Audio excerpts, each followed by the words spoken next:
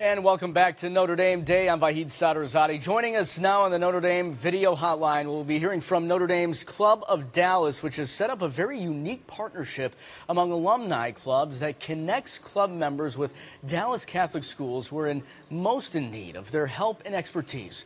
Members of the Dallas Club have filled a variety of needs, from serving as parking lot attendants to designating a new school library. Welcome club members Brian Tracy and Matt VEREECKE. In 2017, the club officially kicked off its partnership with Dallas Catholic schools. Matt, good morning. Tell us how the partnership came about. Well, there's always really been a connection between Catholic schools and Notre Dame and the ACE program here within Dallas.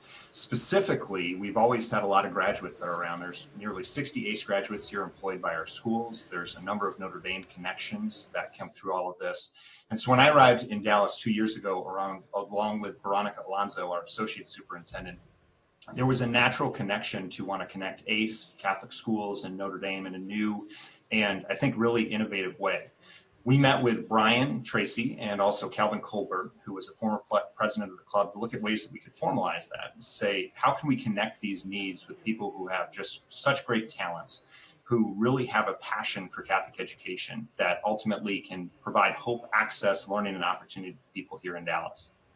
Matt, can you tell us a little bit about the relationship the club has with the ACE teachers in Dallas? I can. It's a great relationship. As I mentioned, we have a ton of ACE graduates here. And last year, Dallas was actually the site of the most ACE active teachers at the current time. We do things for them like connecting ultimately with meals. We provide support for their schools. We wind up working together to make sure that we can be supportive of them in their own ministries. And then ultimately we make sure that they're very integrated in with the club here as well. Brian, good morning to you as well. How do Dallas Catholic schools get in touch with the club and seek the assistance of the relevant members?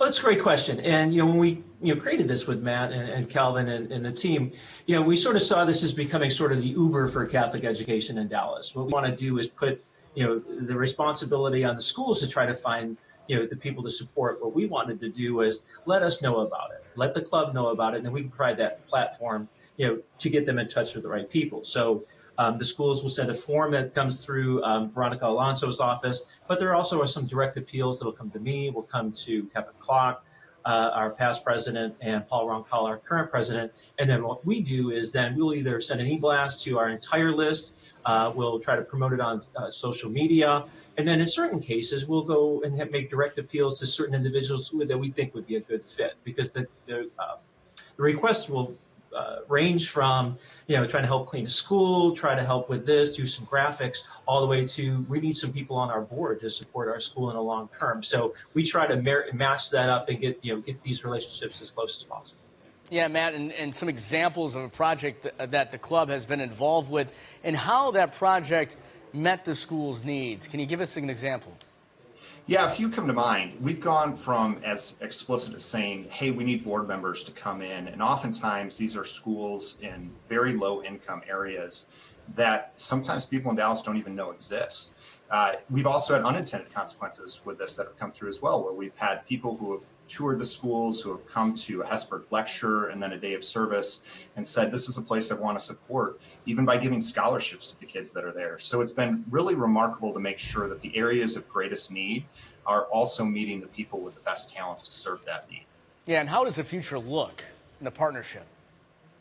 Well, we're very excited about it. We've been at it for, I think, about a year now, and we've already had a lot of tremendous results. But I think Matt pointed out something, that's important to mention, is that, we're getting requests, we're filling requests, but we're finding these unintended opportunities that are popping up, that are finding new ways for our members to support the schools. So, I can't say what it's going to look like a year from now or 5 years from now, but I think we're really confident it's going to be good. It's going to be good for the club, it's going to be good for the diocese, and most importantly, it's going to be good for the Catholic schools here in Dallas.